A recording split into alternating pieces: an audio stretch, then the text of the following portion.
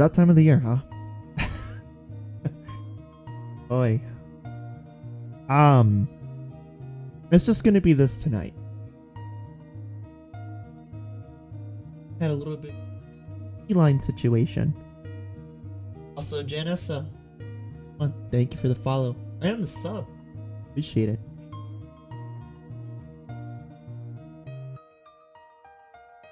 Yeah, it's just tonight. This is the only thing we're doing tonight. I would have done some games tonight, but I didn't have time. So while Oreo and Twix are fighting in the background, I have an extra feline friend. She is in the bathroom in a safe space. I caught her snooping in the apartment, around the apartment. She's like a little younger than 2 months, or a little around 2 months. And I wasn't gonna let her freeze, so I brought her in, gave her a bath. I gave her food. They don't like it, being those two. But I'm trying to find her a home, obviously. But if I can't, then I just don't want her to. Yeah. Anyway, this is the only thing I'm doing tonight. It is the end of the year. So what I do every year is I look back, not just stream-wise, but personally, every month of what happened. What was the biggest things that impacted me at the end of the month? Every month of this year. Meanwhile, Hold on.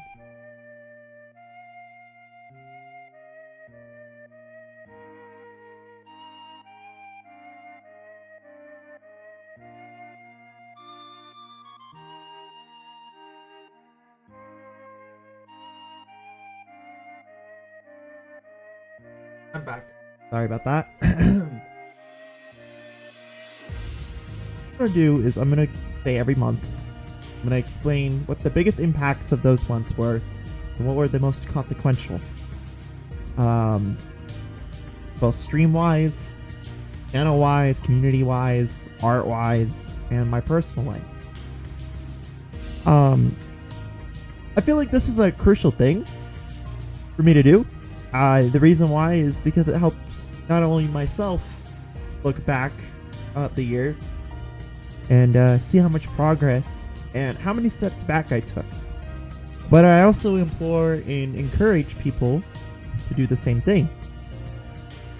So if you want to follow along and have a discussion about it, be my guest. If not, just listen to me ramble about 2021. Fuck it. Here goes nothing. I'm sorry, I put this music on and I'm now start crying. I'm tearing up because fuck. So let's start with January. This is the start of me becoming an affiliate on Twitch. However, it was the first month that I was unemployed completely. Like I was unemployed completely, and I was panicking to find a job.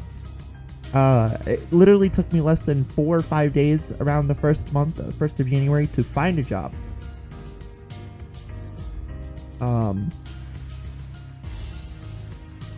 But what really kept me going that month was I was still applying to other jobs at the time. I was really going crazy a lot of times. January, as far as the streams were concerned, it was just a lot of anniversary stuff. It was me trying to figure out the ins and outs of Twitch. It was me trying to figure out all this other fun stuff. And I was still trying to adjust to the apartment at the time. Now I want to really get out of the apartment. But yeah, that was January. I really should probably check on them, but they should be fine.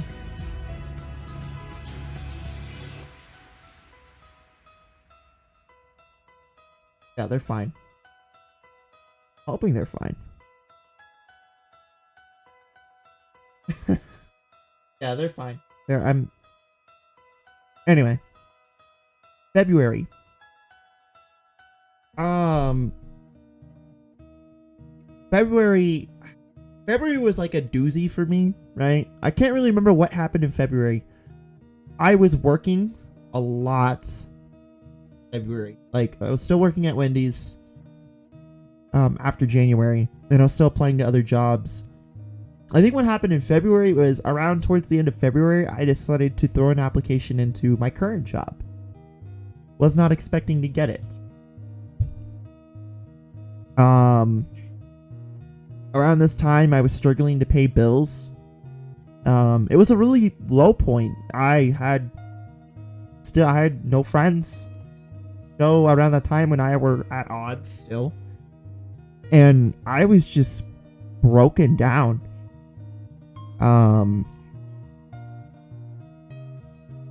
You know, I was still trying to push and do streams a lot, and I was trying to hide the emotions. And then, like, you know, over time, I got better at familiarizing myself in February with that stuff.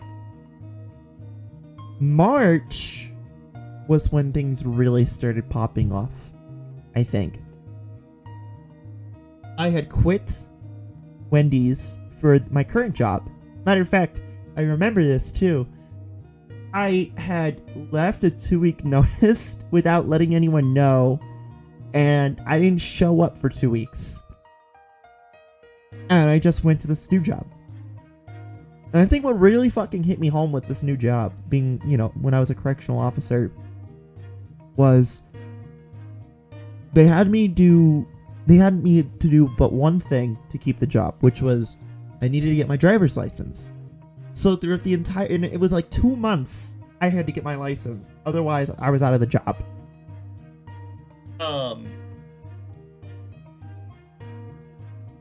If I remember correctly, and I'm trying to think, I busted my ass. I made an agreement with my mom. And I was like, hey, look, I will pay for any damages and gas, anything. You just teach me how to drive, because I don't want to deal with driver's ed. I have 2 months. I need to keep this job. I was really that motivated to keep this job because this is a last chance for me. I didn't want to fuck it up. So my mom agreed to it.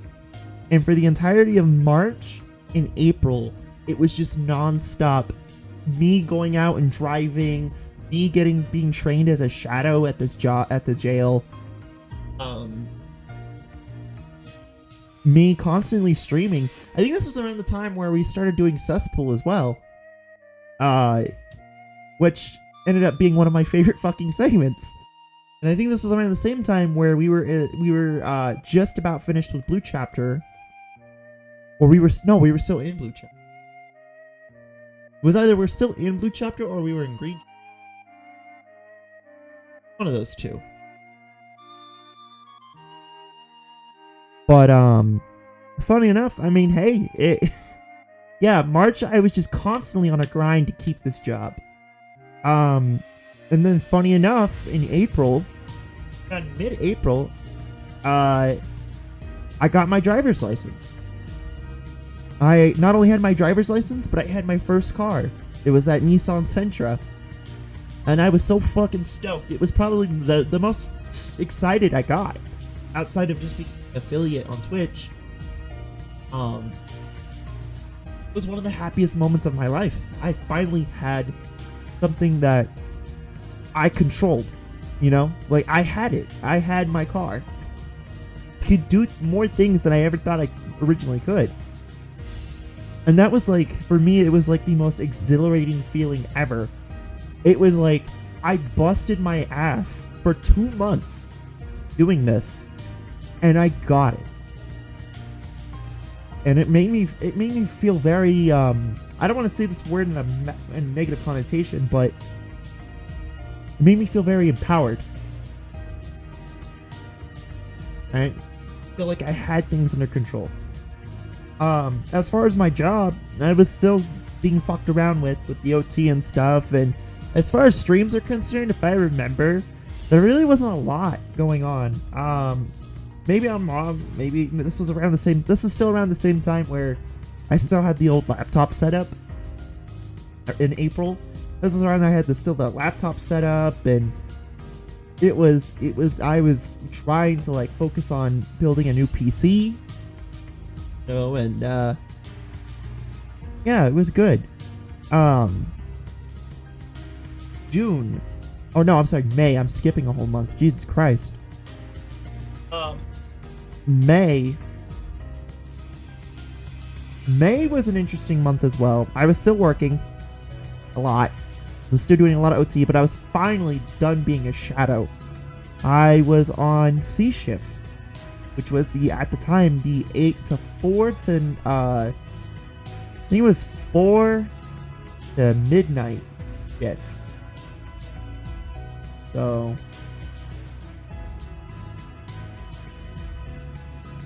but yeah.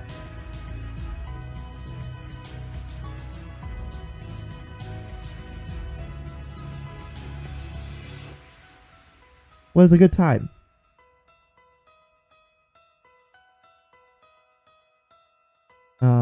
Let's see here. But yeah, May I was still working on C shift, but now I was actually on the field. That was kind of the most like nerve-wracking and exhilarating type thing for me. I now work at a jail. I'm now around the people that society hates. Spices. And I had to make a lot of judgment calls that I've never really put myself in before with. I've been around that type of stuff, being in rehabs and stuff as a kid, but now I'm the one calling the shots. It was a surreal experience. And I remember in May, even in April and May and June, now it's kind of desensitized to me. It's like, yeah, this is what I do.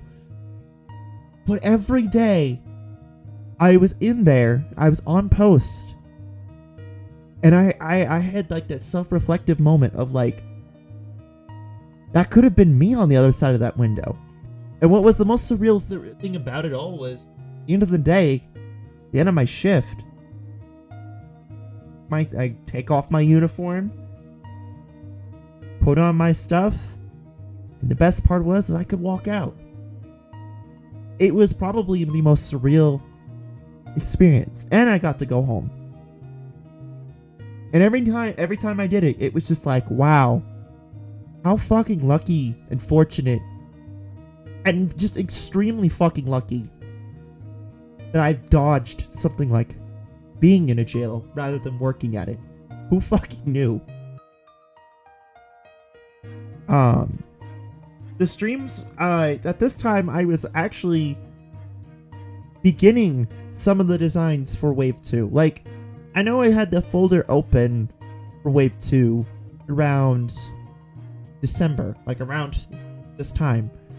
But I didn't really work on anything until around May.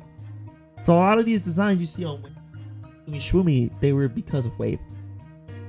It was around that time when I started working on them. And I think the first design actually was the Lancet Doof design, funny enough. So, it's interesting. June. June was a rather dark month. June was the month that I decided to take a responsibility. That, now I'm very experienced in. I'm very thankful for being experienced in it. I decided to have a pet of my own. And I talked to my mom about it, and I was super excited, and then that's how we got Cherry. And I loved that little being to death. Like, she was probably... Dude, she was such a ball of energy, and I loved her to death. But then, I was building my PC, right? This was around the same time that I was finally building my PC. Like, I scrapped the old PC, the old laptop, and I was finally making a new PC. At the same time, around this time, in June, I went out on my first road trip in my car, in my Sentra. I went to El Paso, which was fucking awesome. It was a surreal experience, and I loved every bit of it. But going back to Cherry, I had adopted her, and I was so happy to see her. Every day was like a joy for me to see her. But I remember that I'm never going to probably forget this. One day I got a call from work saying that I need to come in. And I remembered because I remember the sergeant's name. He did this, and he no longer works as a sergeant anymore, but he works as maintenance.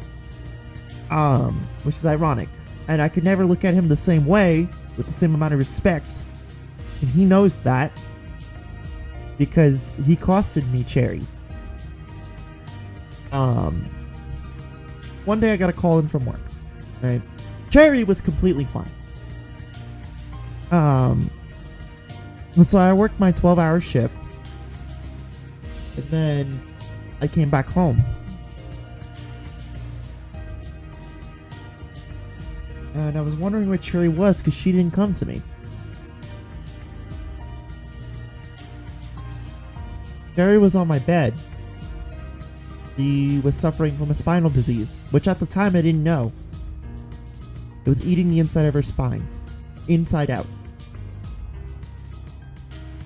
Her brainstem was also super inflamed because of this disease.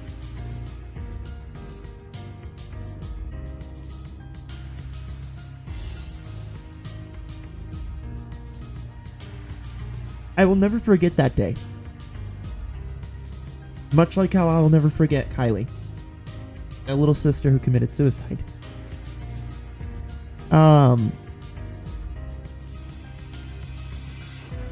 So fucking heartbreaking. You know, much like my little sister, I had to carry her in my arms. Unlike my little sister, however, where my emotions had to be shut down for her sake, while her blood is all over me, and then come to find out months later that she committed suicide in the ward that me and my older sister put her in. With Cherry, those emotions came out. I was like a band-aid that just completely fucking ripped off. It was... I lost it that day. Matter of fact, I broke several laws that day. I'm going to admit. I went 120 on a 30-mile speed limit zone. I probably ran through a school zone at 120. But all I could think about, and I remember, I was in my fucking uniform.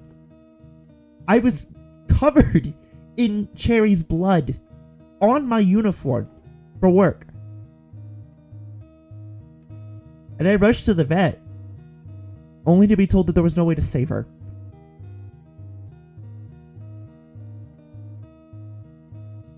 You know how, like, for the sake of the public, you try to keep your face. You try to save face in front of the vet. You try to save face in front of the people you care about. You don't want them to worry. I failed that. As a matter of fact, that video is still up to this day. I lost face because I was in so much pain. And I didn't have a voice.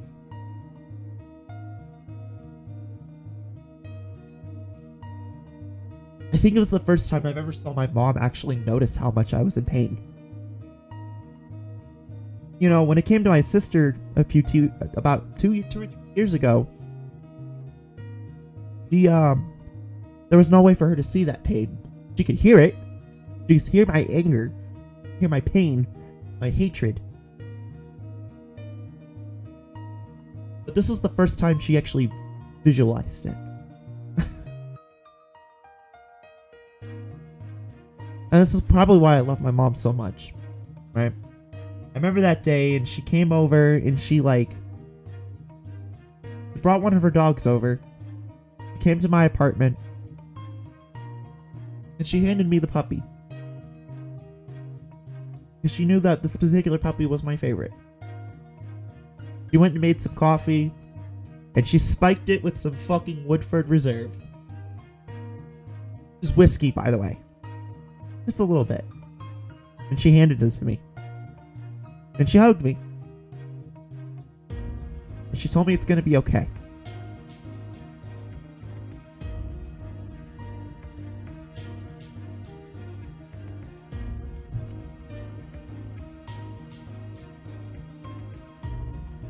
And the most thankful thing about it was that the vet didn't make me pay the $200 as well.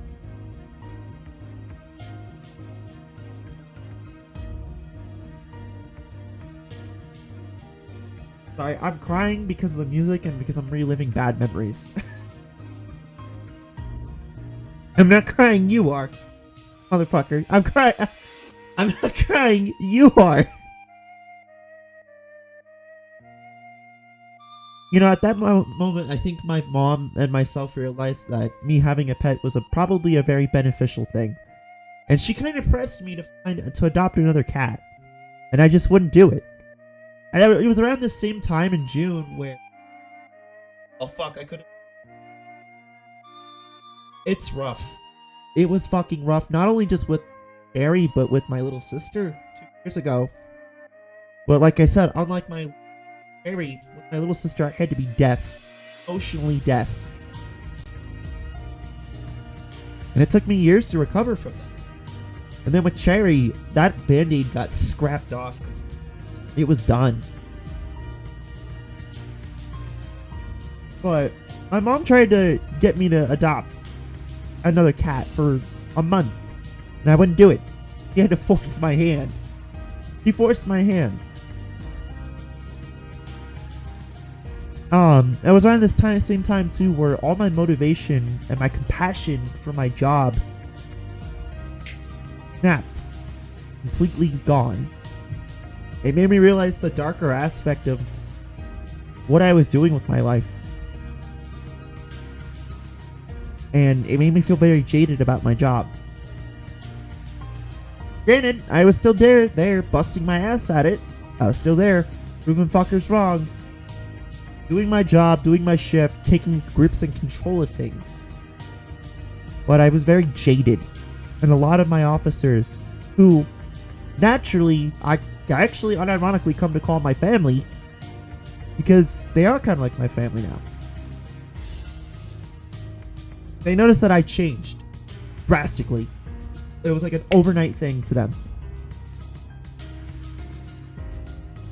They noticed I was very more reserved and I was more quiet and I was more in people's faces, specifically the detainees. I was more upfront. They call it Sergeant Syndrome. What they called it. But it wasn't because I was trying to become a sergeant. It wasn't because I was trying to become a corporal. It was because I was in pain. So, June had a lot of good things. I was done building my PC. I finally had a new upgraded setup. Had a cat. I had Cherry, but I lost Cherry. July. July was a clusterfuck. My mom around this time had tried to force my hand to adopt. And I'm probably thankful that she did. Because I wouldn't have had it any other way if it weren't my little dorks in here.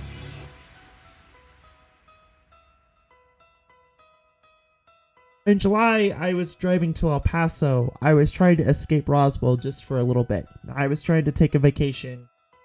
I got a phone call from one of my mom's friends saying, "Hey, I have a bunch of kittens here. Do you want to adopt? Your mom recommended me to you." So I told her to send me a few pictures, and I told her, "Hey, yeah, I'm interested. If it's from my mom, fuck it, I will." And I saw him. I saw my little lad. And I was like, all right, well, I'll take that one then.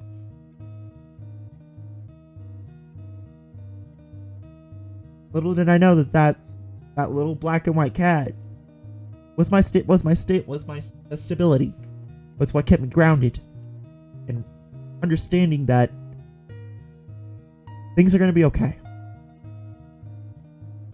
Pain is temporary, but healing is forever. That cat was Oreo. And it took me a little bit to not be so mentally protective of him, and he wasn't like Cherry, where with Cherry it was more or less I thought she was fine because the vet told me she was fine. I took every stop with Oreo. And I'm glad that I did. Around the same time in El Paso, I went to go visit my dad.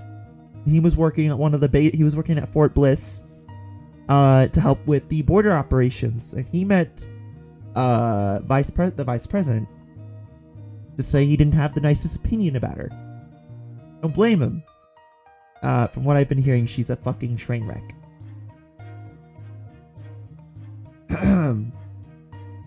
But there was one thing he offered me, which was, did I want to go to Phoenix? Told him, yeah, sure. Now, I want you to understand, I haven't seen my dad. At this point, I hadn't seen my dad since he came back from Japan. This was about 5 years. And my sister had seen him recently, since he's been back. So there's that. But he was really proud that, despite everything, I managed to pull through. Blah blah blah.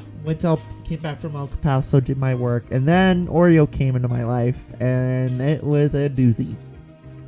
And then, funny enough, I was doing research, and I was like, well, wait a minute.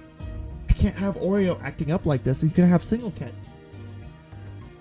So, for those who don't know, there is not a lot here to adopt. There's a humane society and an animal control.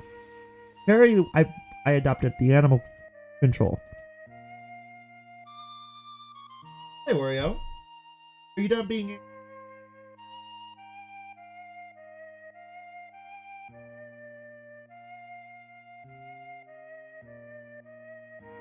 Aww. He was grumpy earlier. I had one of my friends over here to look at the kitten, but he's been also super angry about the kitten as well. He doesn't like the new cat, and I understand why. He's very territorial, and he's ever socialized with his Twix, which leads me to my next point. I went to animal control again. So I was like, second time's a try, why not? Fuck it. And I went into the cat unit. There's a bunch of kittens, right? There were a lot of them that reminded me of Cherry. But I really didn't want one like Cherry. Again, I didn't want to have that same mess up. And there she was. I wanted a slightly older cat than... And there she was. Twix. She was in a cage. I remember she was covered in a lot of the little pelt stuff. She was just laying there. And she looked at me. And I remember I was telling her, I'm like, do you want to come home with me? And sure enough, I took her home with me. I paid my $2 and yeah, that's how much it costed to adopt it over there. I gave him $2. And signed some documents.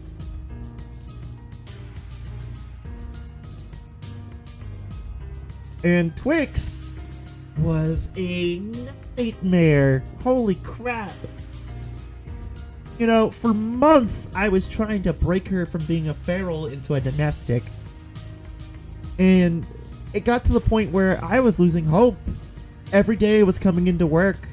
My corporal at the time was like, bro, are you okay? Are you cutting yourself? And I'm like, no, dude, this is just my new cat. And Oreo was definitely a big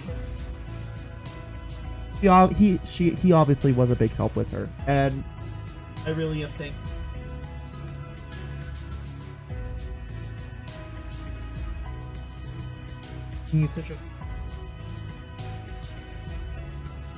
He's a good boy.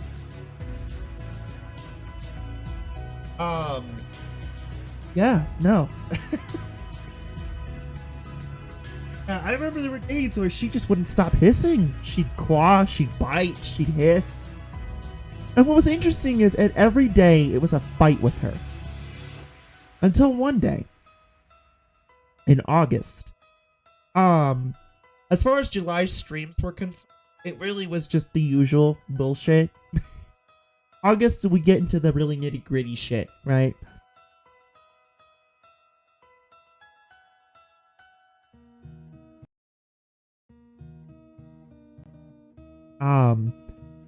In August, I had gotten them spayed and neutered. So Twix was first. Now, at this point, chat, I was at my wit's end with Twix. I was constantly at a month of fighting with her. And it was just bad. It got bad. My patience was running really thin with her. So I went to get her spayed. What was interesting is, I've never seen a cat cry. Ever. This is the first time I've seen her cry. When I picked her up that day, I was cleaning my apartment at the time, you know. And I picked her up, and he was crying. Now, at the same time, I had to bring documents back over to the kennel that I picked her up at. I thought that maybe she was thinking she was gonna go back to the kennel when I brought her back over there. And for the first time, I saw her crying, like genuinely crying. Like, I've never seen a cat shed tears like that. But that was the day I realized that she was thinking that I was just about to abandon her. And, well, she's still here.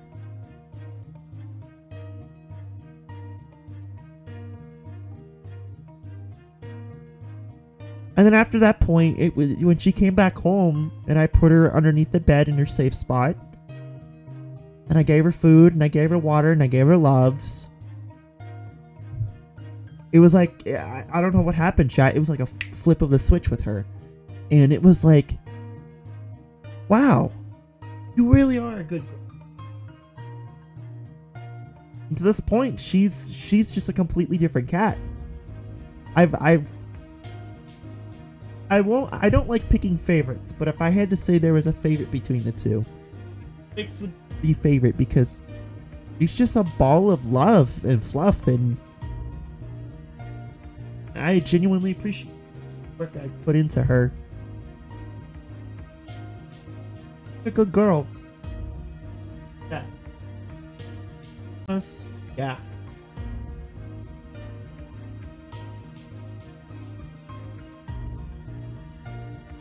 Around August at the same time, this is around the time where my job decided to switch from 8-hour to 12-hour shifts. Which was a fucking, and it still is a fucking nightmare. It was a lot easier in the night shifts. And around this time I was doing night shifts now. I was doing 7 to 7, right? Best shift ever, by the way. Funny enough, who followed and subbed on the channel, it's one of my best friends at work, and she could vouch.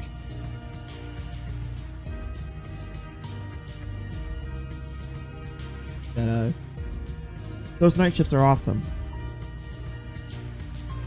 I kind of miss them. I'm not gonna lie. As far as the streams were concerned, this is when we did OC Hallapalooza. That was when Lucielle won, which was a kind of a shock to me, honestly. It really was. Not to see that Lucielle won. Ooh.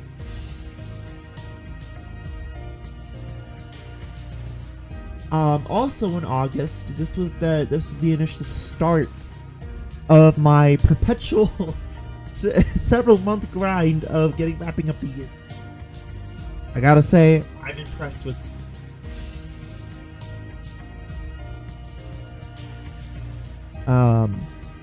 Also around this time, I made a very crucial decision, and I'm very much happy that I did make this decision. I decided to go back to college. Yeah, for those who don't know, I have my associate's degree in IT. But I really wanted to get my bachelor's in IT. For those who are wondering why I'm a correctional officer, corporal, whatever, who fucking cares? Don't matter to me, really. Fucking being a CO. Instead of being in the IT field, well, that was the initial plan. I was supposed to be in the IT field, but the pandemic hit. And pretty much, I was actually supposed to go to Europe for an internship, paid internship, to get training and a work experience. That way when I came back to the States, I could go into the NSA. That shit didn't happen because of the pandemic. I came down to New Mexico instead. So what happened now is I had made the decision, and that's when we lead into September. September, I started school. It is an experience, different experience compared to being in campus. I'm online I'm on an online college compared to in campus. And at this time, as far as work is concerned, I pretty much had the nail in. I knew what I was doing. As far like I went for corporal, and I actually had it, but I denied it at that time. And they gave it to the person next to me.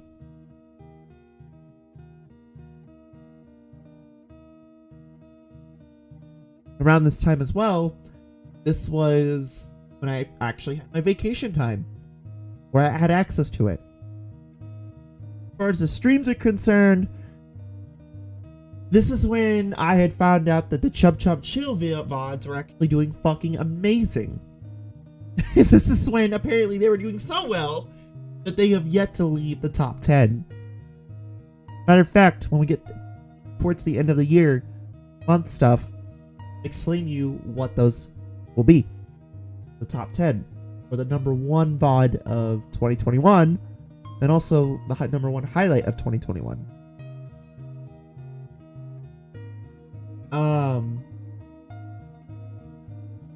But yeah, September, I had found out about that, and that's when my channel started, like, inflating more numbers. Meaning my VOD channel. That's when a lot of the stuff seemed to, like, inflate more. Which was, it was fucking awesome. Around this time, I think we were wrapping up season 1 of the Super Show. And I think around this time, we were trying to wrap up season 1 of Over the Stuck Horizons, Minecraft. And at this time, we were also trying to wrap up the Cesspool. Which was cool, I guess. This is also when I started actually committing more to the highlight channel. Around this time, I had made several channels. The Highlight Zone.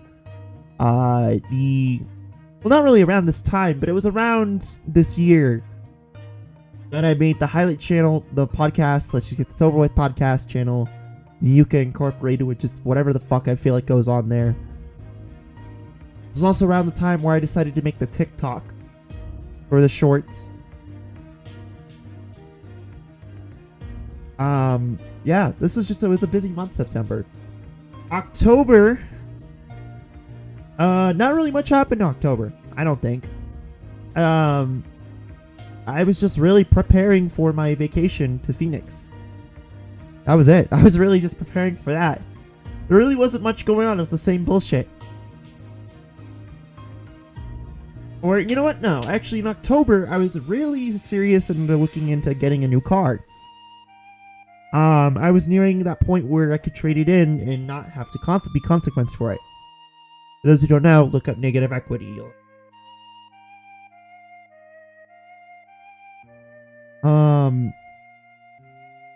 Around this time, I was just kind of just vibing. Get new cars and stuff and preparing for my vacation. November. Holy shit. A lot happened in November.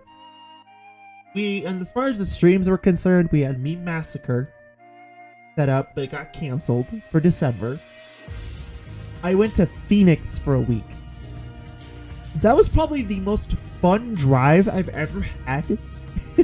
Even though it was a gruesome 10-hour drive. Like, okay, for context, chat, I had woke up at midnight and I just started driving at midnight. And I got there around 10, 11 o'clock. My grandma was fucking fascinated that she's like, I feel like I knew you were going to do something like this. I am like, yeah, I mean, it's your grandson. I'm like your son, you know. I am kind of insane like that. And then she got really fascinated that I stayed up the entire day. Even after getting super fucking wasted that night. Oh my god. I got so fucking wasted that night with my uncles and my aunts and my cousins. Dude, it was it was fun. It was fun. I enjoyed it. I tried moonshine the first time that night, and I went a little too much. And I remember I woke up the next morning and I was like so fucking hungover.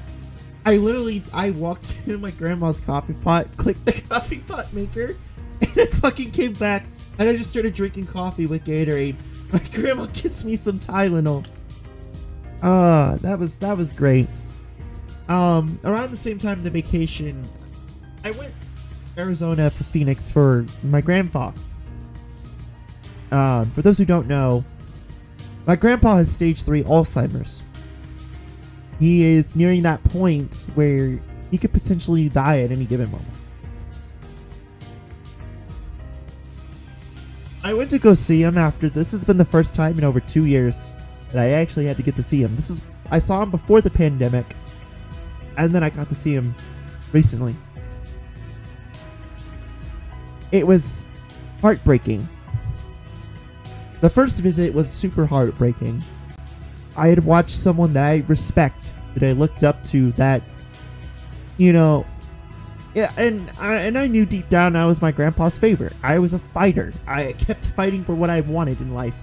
I was essentially like him when he was a kid. I didn't give up. I kept fighting. I had a fire in me that would never go out, and I just kept going at it. My grandpa called it the Vietnam spirit. And it's funny because my grandpa went to Vietnam and the Korean War. So it's interesting for him to say that. You fight and fight and fight, and you fight and you don't stop until you complete your objective. It's called the Vietnam spirit. But when I saw him in that home, that retirement home, I was fucking shattered. You know, I thought I was mentally prepared to handle watching my grandpa be the way he was, and truthfully, I wasn't. I really wasn't prepared for that. I kept my face for him, and I knew at the time that he didn't know who I was anymore. He didn't know who my dad was anymore. He didn't know who his wife was anymore. He didn't know what his career was. He didn't know what he did, what he contributed to the world and to our family. And it was like watching just someone who looked like my grandpa, but it was an empty husk of someone that I genuinely admired and loved and respected. And yeah, it was rough. And then watching him urinate all over himself because he was trying to use the restroom and he didn't want people to help him. And then him fighting the nurses, the staff. It was rough. It's very fucking rough. So that's when I came into grips with the reality of my grandpa isn't going to be around much longer. And this is my time that I need to say goodbye. Because I don't know when I'm going to go back over there. I'm hoping for next year. Well, I don't know when. You know? The second visit was a lot better. He was in better spirits. Obviously, he still didn't remember any of us, but he was in such a good mood until towards the end when he wanted to go home with us, and we couldn't let him go home. But this is my time to tell him goodbye. I don't think my grandmother. I think my grandmother knew what I was saying, and my dad didn't really understand what the fuck I was doing. But I knew deep down inside that if I don't come back next year, he's not gonna be there. And even then, there's a small chance that he's not gonna be there before I do come back. There's a high chance in the next 2 to 3 years I'm gonna come back and I'm not gonna be there for positive purposes. I'm going to be there to watch my grandpa get buried or cremated. That's gonna be rough. I've already went through one funeral. My little sister. I've already went through one cremation. Scary. It's just gonna keep happening.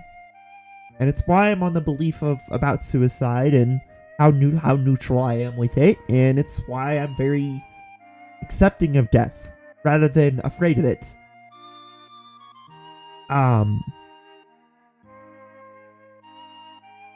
That's because I understand that it's a part of life, and that at the end of the day, we're just a bunch of fucking monkeys on a planet, on a rock, with water. The grand scheme of the... At the time, at this moment, we carry those memories. We know that we're gonna lose people. Part of life. We're not immortal. So I gave my grandpa a hug and I told him goodbye. Knowing that he was visibly frustrated and knowing that he, does not know who I am. I was basically telling a man who looked like my grandpa but didn't act or talk or behave the way my grandpa did. I was literally saying goodbye to an empty husk at that point, and that fucking hurt. It hurt me so fucking bad. The rest of the trip was what was to be expected, honestly. It was just having good times, reminiscing about grandpa, and spending time with the family. And you know, it's funny, at this time I was really stressing about my apartment too, because at this time I thought my landlord was my property management team was going to kick me out, and they weren't. They knew I had Oreo and Twix, and by the time I got back from vacation, they renegotiated with me to let me keep them. I was so fucking broken down at that point. Oh, you know what? Here's another fucking about when it came to the vacation. So, around 3 in the morning when I was heading into Arizona, not leaving, but heading into Arizona, this is in between Las Cruces and Lordsburg. I was needing gas bad, right? So I was like, fuck, I need gas. I'm never going to not get shit for this from my family. Swear to God. But I pulled into one of those shady like tourist gas station souvenir places. If you know this area, you know the ones I'm talking about. They kind of look yellow, and they have the gas stations, and they have all the cheap knickknacks and shit in there. Yeah, one of those. I pulled into one of those at 3 in the morning. Itchy ass screen. This is why I carry a gun in my car at all times. Because you never know what's gonna happen. I swear to God, I went in there, I put my gas in, I fucking paid my shit, and I came the fuck out, and I left. Oh, that was nerve-wracking for sure. But that whole 10-hour drive from Roswell to Phoenix and Phoenix to Roswell, it was a fucking, I love taking long road trips. I do. It made me realize I really like those type of things. And I know why. It's because as a kid, I did a lot of that with my mom. Going in between Albuquerque and Roswell, going in between Phoenix and Roswell, El Paso and Roswell, Lubbock and Roswell. And on top of that, I traveled a lot when I was living in New York and New Jersey via trains and buses. I did planes when I was a little kid, and even to an adult, I traveled all over the world with my family. New Jersey? Yeah, I lived in Jersey. I lived in Cherry Hill, Brownbrook, fucking Patterson. I lived in fucking Bridgewater. I lived in fucking Catlantic City. I lived in Lumberton. I lived on Fort Dix. I lived all over Jersey. And then in New York, I lived in Brooklyn. Just Brooklyn.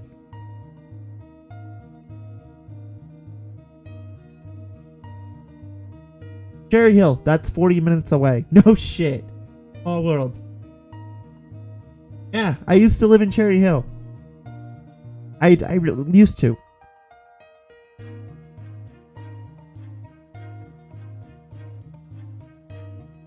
I really do miss the East Coast, and I wish to eventually go back. Hopefully I will. Brother lives there with his girlfriend. Oh, that's cool. Cherry Hill's not a bad place to live. It's just unfortunate it's next to Camden. My dad lives in Fort Dix. We used to live in Lumberton and near Mount Holly. And funny enough, that's where I got my high school degree. In Cocos Valley Regional High School, baby. But what was interesting was I also went to Collier, which is in Wichita. And that's closer to Bridgewater, New Brunswick. And it's also closer to like Elizabeth and like around that area. So when I graduated in Collier, I also graduated in Rancocas. So I have 2 high school degrees, not 1. I thought that was always neat. Hi, Oreo. What's up, buddy? Going to say a pie. Are you not grumpy anymore? He was very, very, very, very grumpy. He was super grumpy. Obscenely grumpy about this cat in the bathroom. I don't think he realizes that she's still in the house. But, or the apartment, rather. But I think he understands that, like, I was upset at him for being mad at me. He almost bit my face because of how angry. And then I brought my friend over and he was still like growling and shit. And I'm like, dude, I've never seen this side of you before. You're always so lovey. And then I realized, yeah, it's because of her. So I put her in the safe spot in the bathroom. First safe spot in the bathroom. So, but yeah, no, I lived in that area at one point.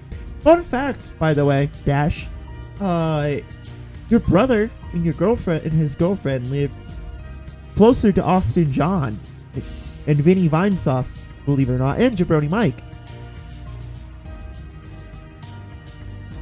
Yeah, I've actually met Vinny before, multiple times. Matter of fact, I have a signed copy of Galgun. Yeah, I was that insane. I brought a copy of Galgun. I've told the story multiple times, but I brought a copy of Galgun to a convention with one of my friends. We knew Vinny. And so, that's funny how I met Vinny. I met Vinny because my buddy got banned on his stream. Because he was doing Ice Poseidon jokes. And his mods hate Ice, which I honestly understand. Vinny's not a great fucking person, but whatever. Fuck it, dude. Right? I think Paul's kind of funny. I think he's kind of matured a bit. Yeah, you kind of have to, in a way. You know, you can't always be the Sam Pepperite that everyone expects you to be in the CX network. But yeah, he got banned, and then fucking... So he came over there, and he wanted to explain the situation to Vinny directly. Now, funny enough, he got banned twice by fucking Mono or Gear. One of those two. But then one day, I took a copy of Galgun for the Switch, and I got him to sign it. And the initial plan was, before the pandemic, I was going to get Mike to sign Neptunia for the Switch as well. But that was funny to me, because he's like... Vinny's telling me, hey, get him to sign as much cursed shit as possible. Like, I got you, brother. I got you. It was fun. Miss those days. But anyway, But yeah, November 8th was that. Around this time as well, I was done with Cesspool and I was done with the Super Show. I pretty much wrapped up everything I could. So, you don't know who Vinny is? Vinny Vinesauce. Ah. Yeah.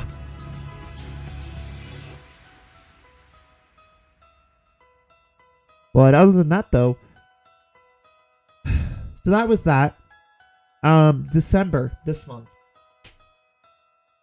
Meme Massacre happened. Oh, no. I'm sorry. In November, we had the results for OC of the Year, and that was Nyx. It's fucking awesome. Oh, I'm still finding someone to make music, the theme for Nyx, by the way. That's all I'm doing. That's all I need to do left with Nyx's rewards, and then we're done. But, December was a year, it was the month, this month was, I'm severely burnt out of my job. I'm trying to push through it for the sake of job anymore.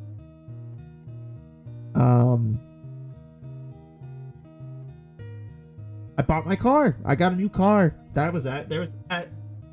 Christmas was awesome. Wave 2, albeit Teespring almost fucked up Wave 2 just ever so slightly.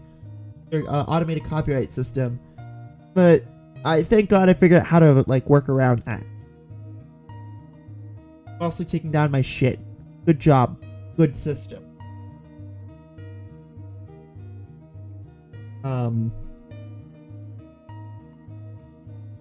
Yeah. Wave 2 was a good success. Christmas was awesome for me.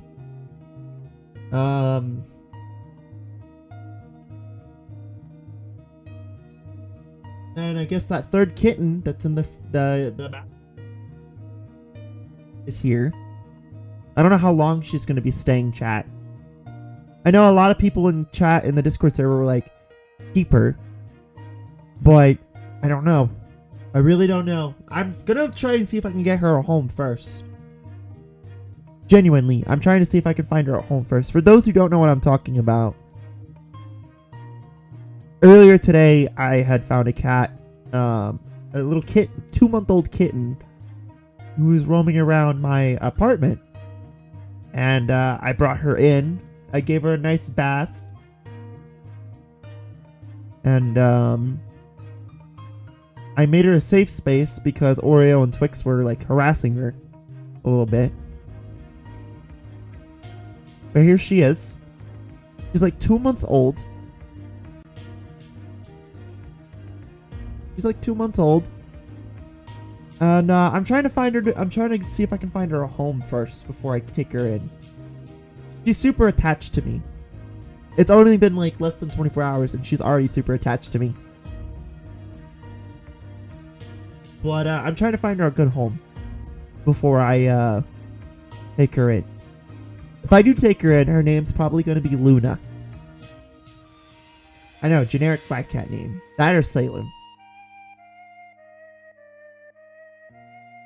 Or I can name her Rose. I know she's not a goat, but she is black.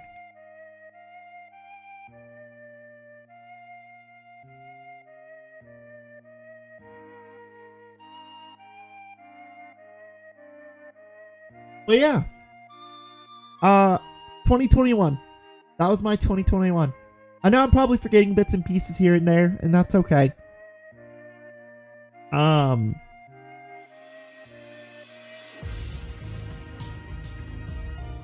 What was the moral of this year for me? That's what matters. Really. What? That's stuff.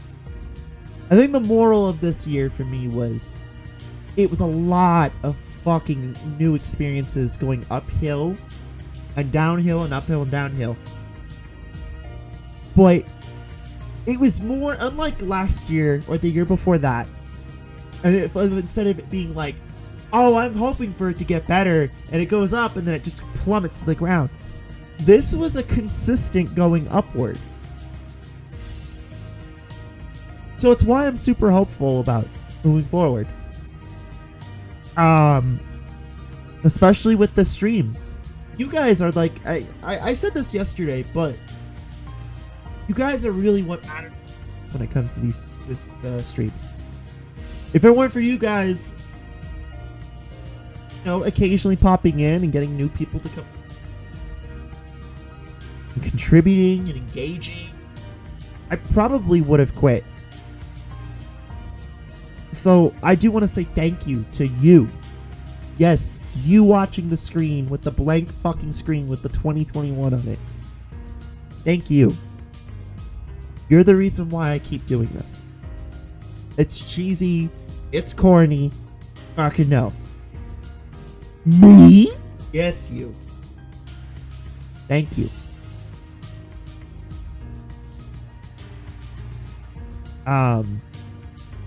Wow! I know. Thank you. No, literally, seriously. You know, we're marking year 2 years of me doing this, right?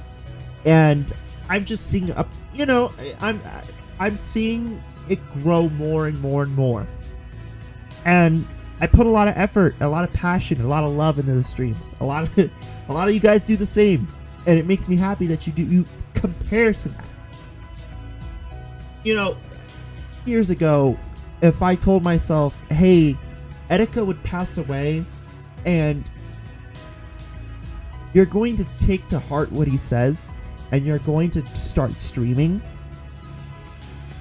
If I told myself that 2 maybe 4, maybe 5 years ago, I enjoy these streams, I should thank you for the content. Well, thank you. But really, it wouldn't be without you guys, honestly. God, I'm fucking getting emotional. I'm fucking tearing up again. If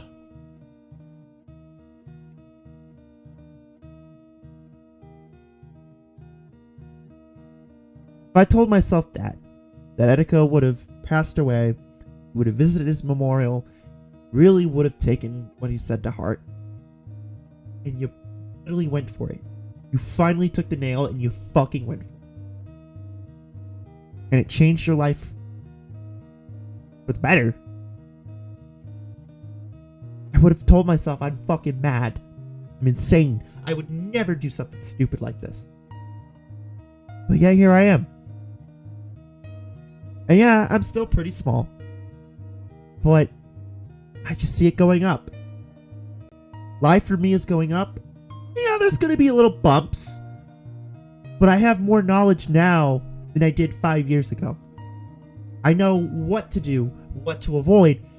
I know things that 5 years ago I was afraid of. And I guarantee you, if you looked at last year's content in the beginning of last year compared to this year, you could see that mood shift. So thank you. I genuinely, from the bottom of my soul, thank you.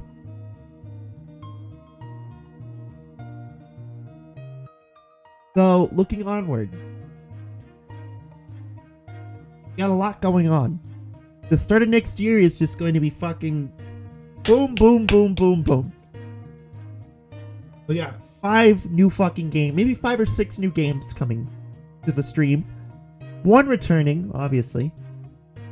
Cesspool Season 2 is more likely to next year. Next year, we have the same traditional bullshit. We have, you know, OC Hellapalooza, Massacre. Those are obviously mandatory.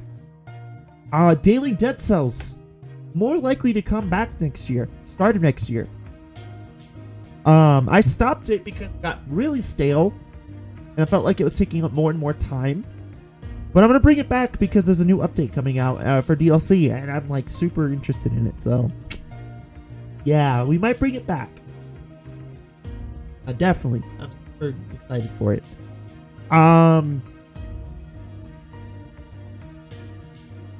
Let's see. For this year, however, also Wave 3. You know, you already know I'm already have the folder open for Wave 3. It's gonna happen. Already established. Let's look back at this year and let's see. As far as YouTube's concerned, I don't know about Twitch because earlier this year I accidentally deleted all the VODs from this year. Thank God we have the archive channel, and that's why we have the archive channel in case of something like that. You know, everyone on Twitch could argue that having a VOD channel is stupid. That's a waste of time, but thank God I'm a Vinesauce fan, because knowing having these is fucking useful. You have no idea.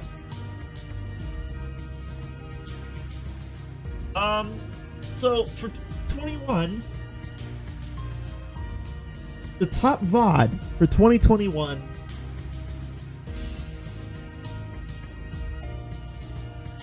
is, and I'm not surprised,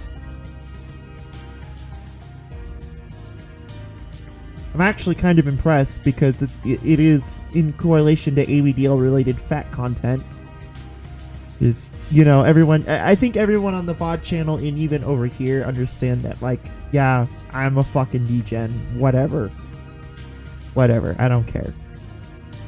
But 2021's VOD of the year is, which is unsurprising to me, Tamagotchi but Fat 2, this quote-unquote standards edition, Chapter 2 version 2. I remember this. This is actually really fun for me. I still enjoy Chub Chop Chill. Solitary, please, man, finish V3. I really want to play more of this game. And I've noticed you've done a lot of work on it. But, please finish it soon. Finish it soon, I'm begging you. I also find it funny that Alt Shy, who was in, didn't deter people from watching this. Because, and I think it's just because it's fat, but Alt Shy Wetter is an ABDL based. I just made her fat because, you know, lol, it fit well with the thumbnail. Takes 3 years to finish it. You know what's funny though? Genuinely, that joke about Deltarune, I think it will apply to this. Because Sol is feeling burnt out again, and I'm afraid that he's gonna, like, dip again. So I hope not. I hope he does finish it, and we can continue playing this. But, yeah, that is, Or are you talking about me and how I do things on my streams? Well, fuck you, Dash. Yeah, I know. Because of the randomizer, everything takes forever to finish. I know. Hey. Listen, I do things my way, and it works. Okay?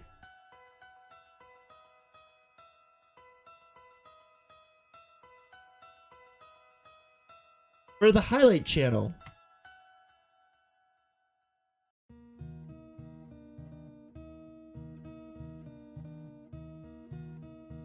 there really isn't a lot of highlights to, but funny enough. No, not you. I'm not insulting you. Oh, that's fine. I'm joking anyway. The highlight for fun really isn't a lot of highlights to. On the highlight zone, we have Doki Doki Obese Club.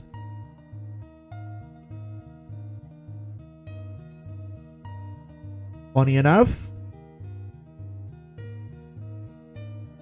I'm not gonna lie, this is probably my favorite fucking highlight, because Fat Yuri is best Yuri, and I can't admit that I am a big Yuri fan. But this game probably was my favorite to play out of the entire year. For those who don't know, last year I had finished Doki Doki Literature Club reluctantly.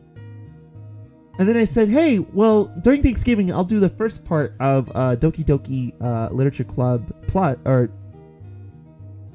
whatever it was called. What was it called? That Special Day. I think it was what it was called.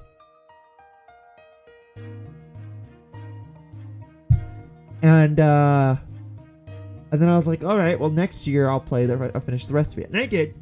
And then I made the highlight.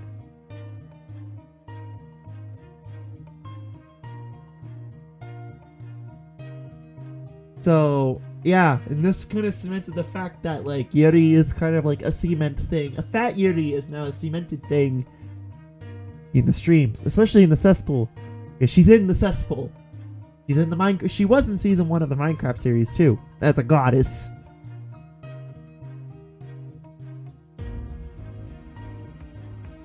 I'm not gonna go too deep into let's just get this over with shit. Yuka Incorporated is just an anything goes channel. No, it really doesn't. But for shits and giggles, we'll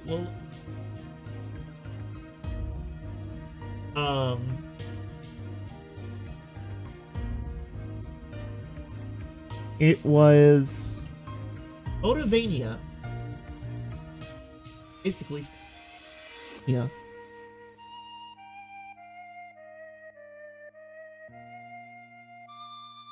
Nice.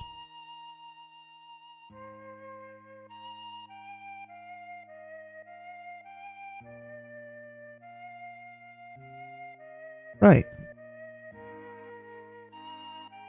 Nice.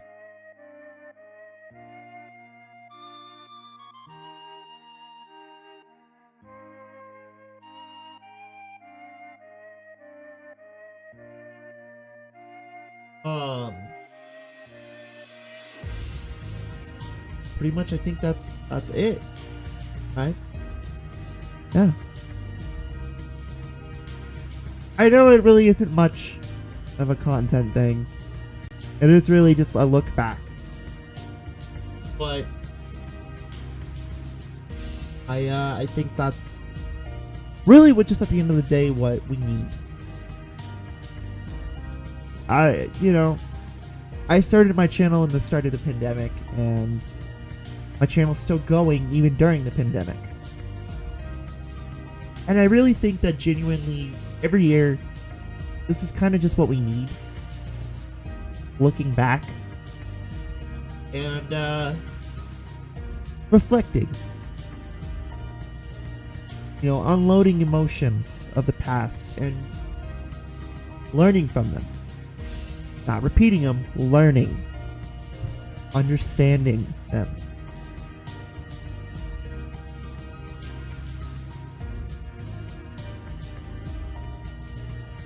But yeah, that was my 2021. Here's the 2022. Well, we'll see what it brings us. We'll go together. I can promise you that.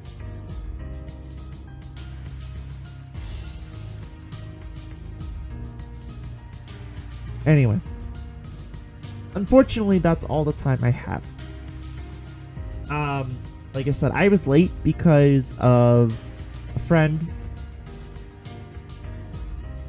Wait. Yeah.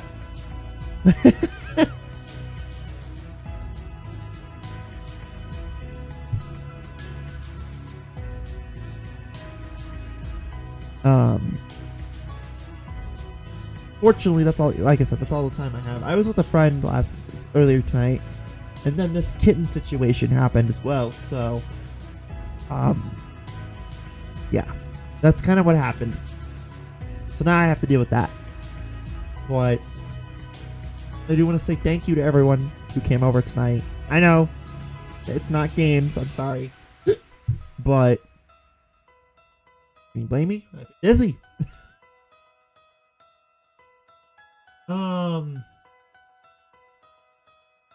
I really hope you all have a wonderful new year. Seriously, break a leg out there.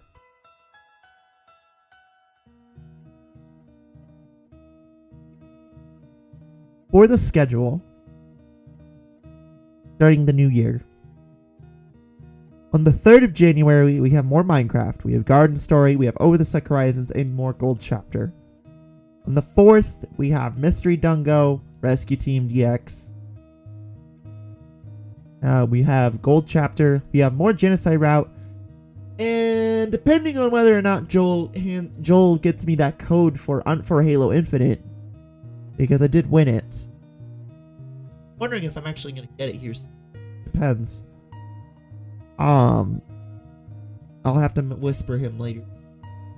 He did say towards the end of the year, maybe. Here, I might get a message about it. But for now, we'll say Halo Infinite for now. If not, I'll change it to something else. But then the goodies start, and oh boy, is it good goodies. We have, on the anniversary, the second anniversary, we have Senran Kagura Shinobi Versus. No, I'm not joking.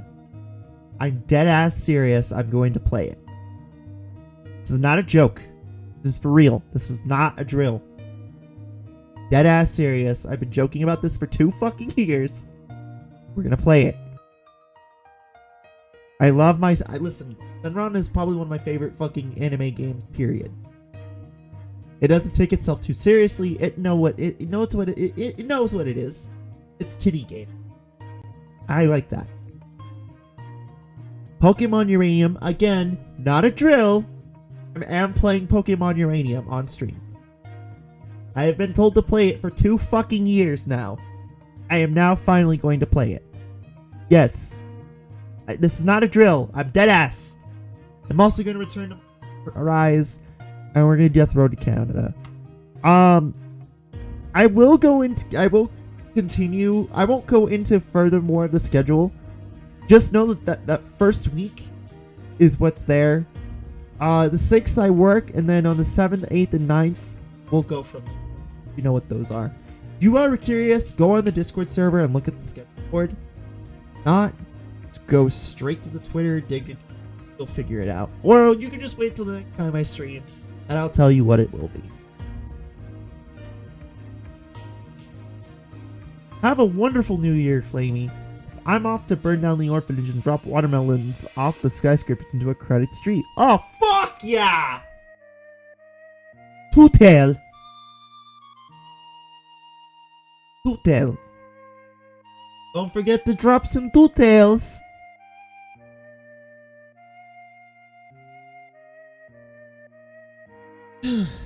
As of right now in 2020, we are at 164 followers on Twitch. 3 subscribers on Twitch. Thank you to you all. I would not be here without you. You guys are fucking awesome. As of 20 on channel, we are at 367 subscribers. Thank you to you all. You guys are fucking awesome, and I would not be here without you. As of 2021, in the highlight zone, we are at 13 subscribers. Thank you to you all. I would not be here without you. On Twitter,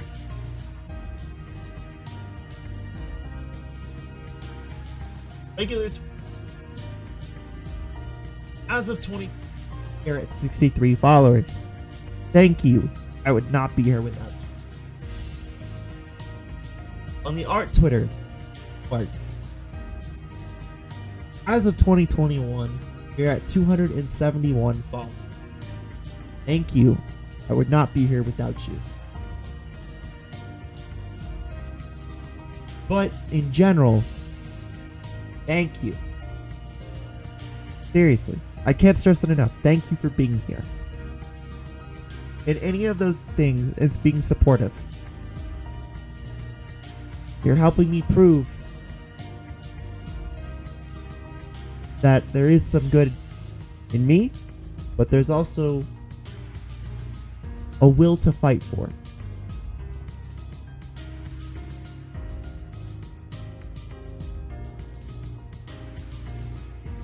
I wanna share some advice before I go, because I'm gonna be very tired when I get into work later today. But my advice is, if you see a door, go for it. You know, real legends go for those doors, not because it's the easiest door. They go for it because they know it's the fucking scariest thing imaginable. But the only way to overcome it is to go through it. Uncertainty is part of life, and legends are made of uncertainties. how you make of those uncertainties into a reality, how you make your dreams into reality. You go for it, my boy. Don't skip out on an opportunity. You see it, go for it. After all, you only have one life. Go for it.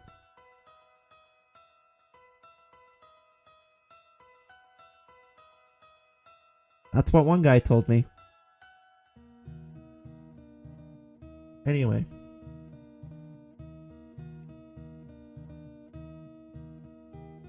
I'll see you all later in the new year. I love you guys. Peace. Happy New Year. And see y'all later. Alright? Hope you all have a damn good one.